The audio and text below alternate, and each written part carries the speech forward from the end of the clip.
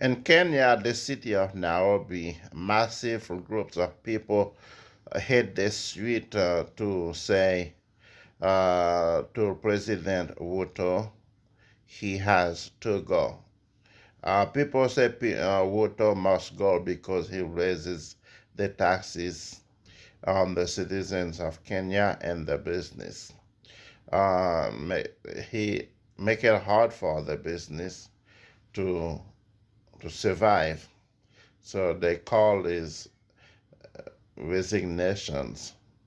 We will keep you informed what will happen next to this story. Thank you. Now, we are hearing reports of the internet services being disrupted. We're actually having quite some trouble getting through to your colleague Felix, who's been covering it on the ground.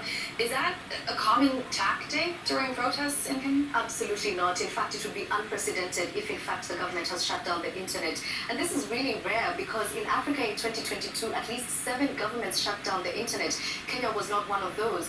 And President Ruto just last year, while talking about this issue, said, and I'm just going to quote him here, that shutting down the internet would be against the law, it would be against the constitution, and an act of sabotage that would undermine the will of the people. And so if he does indeed shut down the internet, it would not only be all these things that he proclaimed, but it will also be going against his own word. Concern at home and abroad, many reactions. Teenagers. These taxes are going to affect their parents, true, but it's them who will really feel the pinch. And they're going to continue feeling the pinch in the future, and that's why we're seeing them coming out in a way that has never been seen before in Kenya. But why is the government not listening? Because these protests, they didn't start today, they've been going on for a while.